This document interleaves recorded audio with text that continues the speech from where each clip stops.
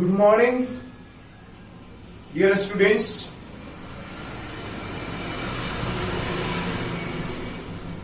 आज इस वीडियो में 10वीं वर्ग के इतिहास चैप्टर 2 का लेनिन से संबंधित, लेनिन के कार्य से संबंधित हम लोग अध्ययन करेंगे। जैसा कि पिछले वीडियो में हम लोग पढ़े थे, बाल्शेविक क्रांति क्या होता है, जिसे हम लोग अक्टूबर क्रांति के नाम से जानते हैं। इसे नवंबर क्रांति भी कहा गया। क्यों कहा गया, हमने पिछले वीडियो में बताने का काम किया हूं, शायद आप लोग देखे होंगे, समझे होंगे। तो जैसे है ना, और हम बताए थे, ये भी ध्यान में रखेंगे कि लेनिन के जीवन से जीवनी के बारे में बताए थे कि जन्म कब हुआ, किस तरह से इसका जीवन चला, क्या विचारधारा थी, है ना। तो रूस के नवनिर्माण में लेनिन का बहुत बड़ा योगदान है। हम लोग देखते हैं कि वो लेनिन ने क्या क्या कार्य किया रूस को सर्वशक्तिशाली देश बनाने में। तो बाल्शेविक क्रांति बताए थे कि 7 नवंबर 1917 ईस्वी को बाल्शेविकों ने, मतलब सर्वहारा वर्गों ने, सरकारी भवन, पेट्रोग्राड सड़कें, रेलवे स्टेशन तथा उन तमाम स्थलों पर अधिकार कर लिया जो केरेंस्की का नियंत्रण था। अंततः क्या होता है, केरेंस्की सत्ता छोड़कर भाग जाता है और बाल्शेविक के नेतृत्व में सरकार बनती है, जिसका अध्यक्ष लेनिन होते हैं। और जिसका अध्यक्ष कौन होते हैं, लेनिन होते हैं। और विदेश मंत्री बनते हैं लेनिन का एक मित्र, जिसका नाम टाटास्की होता है। तो टाटास्की के सहयोग से लेनिन सत्ता भी प्राप्त करता है और पहली बार सर्वहारा वर्गों के हाथों में सत्ता आती है। मजदूर वर्गों के नियंत्रण में सरकार का निर्माण होता है। और ये इतिहास, विश्व इतिहास में पहली बार ये घटना ऐसी हुई थी। तो मेरे प्यारे बच्चों, आज हम लोग लेनिन के मुख्य कार्य देखेंगे। बाल्शेविक क्रांति के बाद लेनिन ने कौन कौन से कार्य किए रूस के नवनिर्माण में। तो हमने थ्योरी बातों को line by line, point by point लिख दिया हूं, जिससे कि आप लोग का एग्जाम में जो ऑब्जेक्टिव प्रश्न आएंगे वो भी इसमें आ जाएगा। कवरेज कर लीजिएगा, कवर हो जाएगा।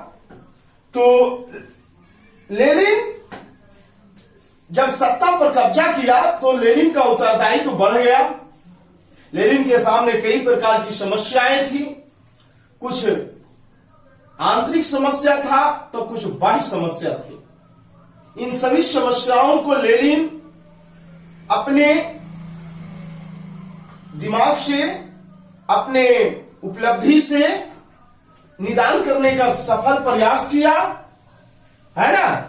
तो इस पॉइंट को हम लोग समझ चुके कि बाल्शेविक दल में कौन वर्ग थे, सर्वहारा वर्ग थे। सर्वहारा वर्ग भी आता है परीक्षा में 2 मार्क्स का। सर्वहारा वर्ग से आप क्या समझते हो, तो सर्वहारा वर्ग ऐसे वर्ग को कहा जाता है जिसमें गरीब, किसान, मजदूर तथा दबे कुचले निचले वर्ग शामिल होते हैं, है ना। तो पहली बार ऐसे वर्गों की सरकार बनी बाल्शेविक दल के नेतृत्व में, है, जिसके अध्यक्ष कौन बने, लेनिन। और विदेश मंत्री कौन बना, ट्राटस्की बना। ध्यान में रखेंगे, ये सब ऑब्जेक्टिव प्रश्न भी रहेंगे। नहीं, लेनिन बाल्शेविक दल की सरकार जो बनी उसका अध्यक्ष और विदेश मंत्री टाटस्की बना। लेनिन ने, हमने बताया कि लेनिन के सामने जब सरकार आया, लेनिन के नेतृत्व में सरकार की गठन हुई थी। लेनिन के सामने कई तरह की समस्याएं थे। बाह्य समस्या था, आंतरिक समस्या था। तो बाह्य समस्याओं को निपटारा करने के लिए अनेक कार्य किए लेनिन ने। सबसे पहले लेनिन ने जर्मनी के साथ, याद रखेंगे ये आता है प्रश्न, ब्रेस्ट लिटोवस्क की संधि किसके साथ हुई थी? तो जर्मनी और रूस के साथ हुआ था, क्योंकि लेनिन रूस की सरकार है, रूस पर कब्जा था, लेनिन की सरकार थी। तो रूस और जर्मनी के साथ ब्रेस्ट लिटोवस्क की संधि हुई, है ना। इस संधि में बच्चों ध्यान में रखेंगे, रूस को क्षति भी हुई, 1/4 भूमि जो है से गंवाना पड़ा हुआ, है ना। तो ये ध्यान में रखेंगे, ब्रेस्ट लिटोवस्क की संधि जर्मनी और रूस के बीच हुई थी। रूस में किसकी सरकार थी? इसमें लेनिन की थी, बाल्शेविक दल की सरकार थी। तो मेरे भाई, प्रथम विश्व युद्ध से चूंकि हम लोग को पता है कि ये रूस बाहर हो चुका था बीच में ही, और जो है से लेनिन ये रूस में गृह युद्ध भी था, यहां तक कि विदेशी देश भी रूस पर आक्रमण करना चाहता था, जैसे अमेरिका, जापान, ब्रिटेन, फ्रांस। ये सब देश जो है से हस्तक्षेप करने की नीति अपनाया, पर लेनिन ने बहुत ही समझदारी पूर्वक क्या करने का काम किया, इस पर नियंत्रण, सामना करने का प्रयास किया।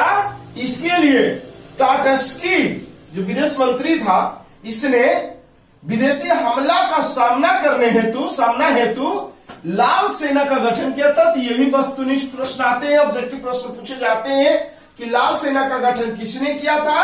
तो टाटस्की ने किया था। इसका उद्देश्य था विदेशी आक्रमण को सामना करना, रोकना।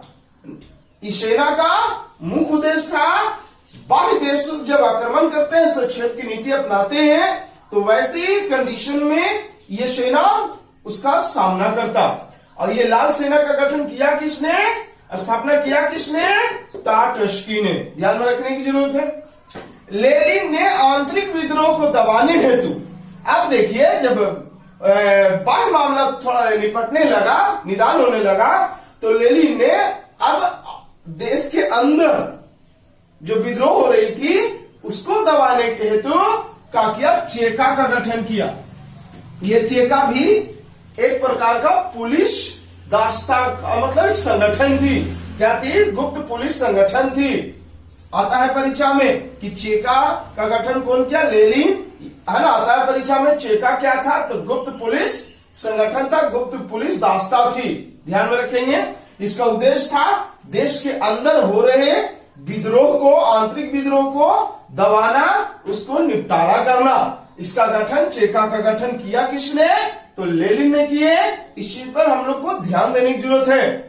अब देखते हैं, जब समस्या निदान हो गए तो लेनिन ने रूस को सर्वशक्तिशाली देश बनाने का काम किया। शक्तिशाली केंद्रीय सत्ता की स्थापना की लेनिन ने, और लेनिन ने रूस में संविधान का निर्माण किया। रूस का नया संविधान बनाया लेनिन, जिसे सोवियत समाजवादी गणराज्यों का समूह कहा गया। इसने कई राज्यों का संघ बनाया है।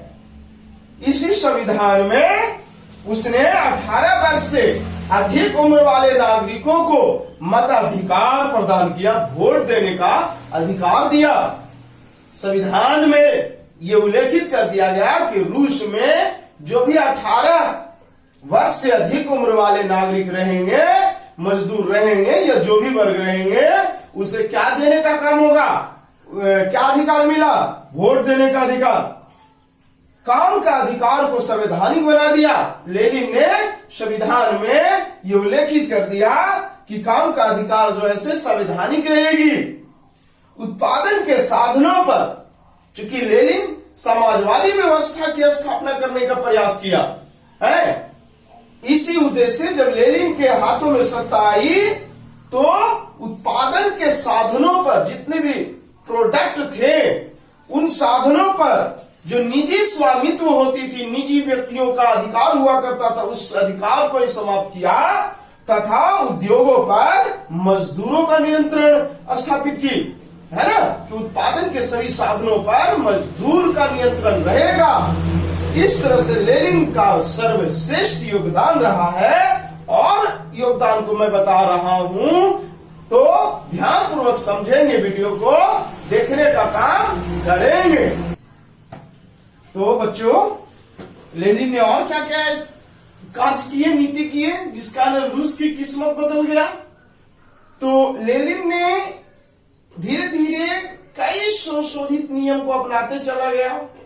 रूस को मजबूत करने का प्रयास जारी रहा। इसी क्रम में लेनिन ने बाल्शेविक जो दल, जिसके नेतृत्व में सरकार का गठन हुआ, बाल्शेविक दल का नाम उसने बदल दिया। बदल करके क्या रखा? साम्यवादी दल। तो साम्यवादी दल का गठन लेनिन ने किया।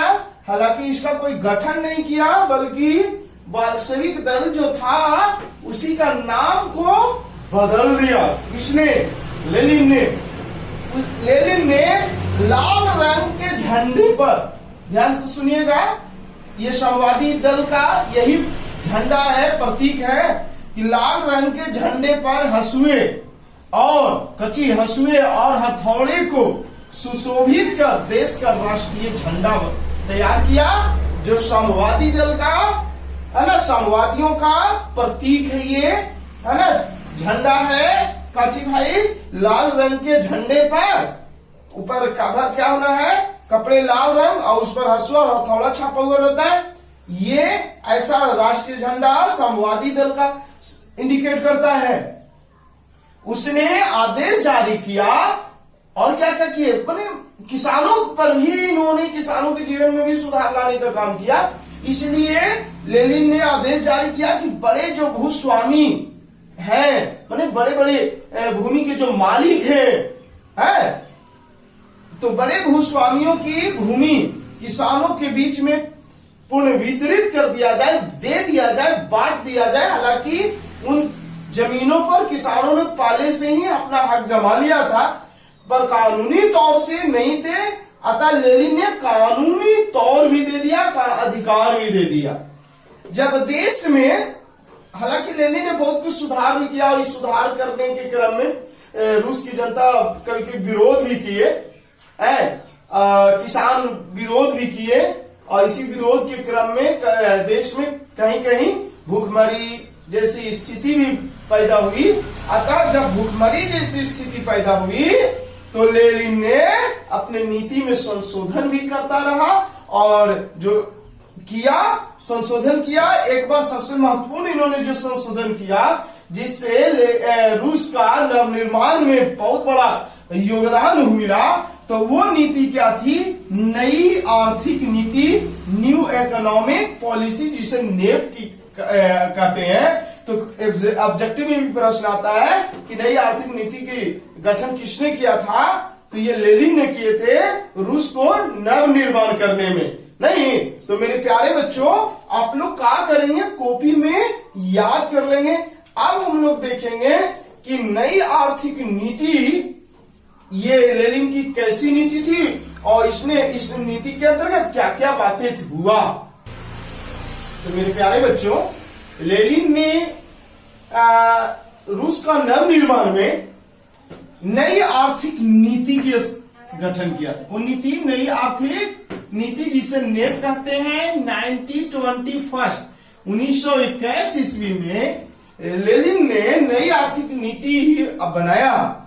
इस नीति के तहत किसानों, है ना, रूस के किस्मत बदल गया। हालांकि विरोध भी हुआ, पर लेनिन ने बहुत ही अच्छी तरह से जवाब भी दिया। जवाब क्या था कि 3 कदम आगे बढ़कर, 1 कदम अगर हम पीछे हट जाते हैं, फिर भी बढ़ने का ही समान है, 2 कदम ही आगे ही बढ़ रहे हैं। क्यों? मतलब कहने का मतलब है कि जब ये लेनिन नीति अपनाया, नीति का बहुत ही फायदा हुआ रूस के लिए। रूस के लिए ये नीति बहुत ही फायदेमंद रहा। उत्पादन के सभी साधनों में अप्रत्याशित वृद्धि हुई है, सुधार हुआ, हालांकि इसका विरोध हुआ तो लेनिन ने इसका जवाब देते हुए कहा तो कि अगर हम 3 कदम आगे बढ़ते हैं और 1 कदम पीछे भी हट जाते हैं तो हम 2 कदम आगे बढ़े हैं। मतलब आगे बढ़ने का ही समान है कि अगर हम कुछ अच्छा करते हैं, अच्छा करने में कुछ नुकसान भी होती है और अधिक से अधिक हमें लाभ मिलता है, तो उस नुकसान पर हमें चिंता करने की कोई आवश्यकता नहीं है। लेनिन ने ऐसा भी जवाब दिया। तो देखते हैं हम लोग नई आर्थिक नीति के तहत क्या क्या ऐसी बिंदु थी, क्या क्या ऐसी बातें थी। और ये नीति कहीं ना कहीं लेनिन जो है से मार्क्सवादी मूल्यों के साथ हद तक समझौता था। मार्क्सवादी सिद्धांतों के आधार पर ही लेनिन ने 1921 ईस्वी में नई आर्थिक नीति अपनाया। तो इस नीति के तहत सबसे पहले कहा गया कि किसानों से अनाज के बदले, फर्स्ट पॉइंट देखेंगे, किसानों से जो टैक्स के रूप में अनाज लिया जाता था, उन्होंने कहा कि नहीं, एक निश्चित कर लिया जाएगा और जो अनाज किसानों के पास बच जाएगा वो अनाज का उपयोग किसान मनचाहा रूप से कर सकता है ना। किसान से अनाज के बदले निश्चित कर लगाया गया तथा शेष बचे अनाजों को मनचाहा उपयोग किसान कर सके। फिर यह सिद्धांत रखी गई कि जमीन राज्य की ही होगी। किसकी होगी? राज्य की ही होगी, पर इस पर व्यवहार जो होगा, इसका जो उपयोग किया जाएगा किसके द्वारा? किसानों के द्वारा व्यवहार होगा। इस नीति के तहत रखी गई बात। फिर बातें और क्या रखी गई इसमें? 20 से कम कर्मचारियों वाले, कितना से? 20 से कम कर्मचारी वाले उद्योगों को, फैक्ट्रियों को व्यक्तिगत रूप से चलाने का अधिकार दिया गया कि जो फैक्ट्री में 20 से कम कर्मचारी रहेंगे, लेबर मजदूर रहेंगे, वो व्यक्तिगत रूप से चल सकता है, चलाया जा सकता है। लेकिन जैसे 20 से अधिक हुई तो वो सरकार का उस पर नियंत्रण हो जाएगा। उद्योगों का विकेंद्रीयकरण कर दिया गया, है ना। क्या कर दिया गया? विकेंद्रीयकरण कर दिया गया, बांट दिया गया तथा विभिन्न इकाइयों में छूट दी गई, स्वतंत्रता दी गई, उत्पादन करने में स्वतंत्रता दी गई है। इस नीति के तहत विदेशी पूंजी भी सीमित कर दिया गया कि विदेशी पूंजी भी अगर रूस में आएगा तो मनचाहा विदेशी कंपनी इन्वेस्ट नहीं कर सकती है, एक निश्चित रूप में इन्वेस्ट कर सकती है, कल कारखाने खोल सकती है, कि निश्चित पूंजी लगाया जा सकता है। फिर रखी गई, तो ये विदेशी पूंजी सीमित कर दी गई। बात को समझे। व्यक्तिगत संपत्ति और जीवन की बीमा की राजकीय एजेंसी द्वारा शुरू कर दिया गया, है ना। व्यक्तिगत संपत्ति और जीवन की बीमा को राजकीय एजेंसी द्वारा शुरू किया गया। विभिन्न स्तरों पर, विभिन्न भागों में, विभिन्न क्षेत्रों में, जगह जगह पर बोले तो बैंक स्थापित की गई। इस, है ना, इस नीति ने आदेश दिया। ट्रेड यूनियन की जो मजदूरों का, अगर मजदूर है तो ट्रेड यूनियन संघ में जरूर से जरूर सदस्य बनना है, ऐसा नियम थी। पर इस नीति के तहत लेनिन ने इसकी सदस्यता को जो अनिवार्य था वो समाप्त कर दिया गया। ट्रेड यूनियन की अनिवार्य सदस्यता को समाप्त कर दी गई। तो इस तरह से नई आर्थिक नीति में लेनिन ने मुख्य बातें रखी और इनके प्रयास से बहुत ही रूस में परिवर्तन हुआ, उद्योग में वृद्धि हुई, उत्पादन के सभी साधनों में चमत्कारी वृद्धि हुई, असातीत वृद्धि हुई, है ना। इस तरह से लेनिन का महान कार्य रहा है रूस को नवनिर्माण करने में बच्चों। और मैं बता दूं कि लेनिन का 1924 ईस्वी में, चूंकि हम ये लेनिन जो है हमेशा अपने जीवन काल में मतलब स्वास्थ्य पर कम ध्यान देना, है ना, देश को संभालने में ज्यादा ध्यान देना, ये जिसके कारण बहुत मतलब पहले ही एक, है ना, कहने का मतलब 1924 ईस्वी में ही लेनिन का मृत्यु हो गया। उसके बाद रूस पर किसका अधिकार हुआ? तो स्टालिन का हुआ। अब स्टालिन के बारे में और क्या बोलते हैं कि रूसी क्रांति का क्या प्रभाव पड़ा, मैं अगले एक और वीडियो बनाऊंगा इस चैप्टर को और उसमें बता दूंगा। तो आप लोग मेरे प्यारे बच्चों ध्यान से पढ़िए, समझिए, है। और अगर अच्छी लगता हो तो लाइक करिए, शेयर कीजिए, कमेंट कीजिए, सब्सक्राइब करिए और दोस्तों के बीच में अवश्य बोलिए कि अपना अशोका सर के द्वारा जो है से हर विषय की जानकारी दिया जा रहा है अभी इस सिचुएशन में। तो मेरे प्यारे बच्चों पढ़ें, है ना, और वीडियो देखने के लिए, समझने के लिए बहुत बहुत धन्यवाद। Thank all students.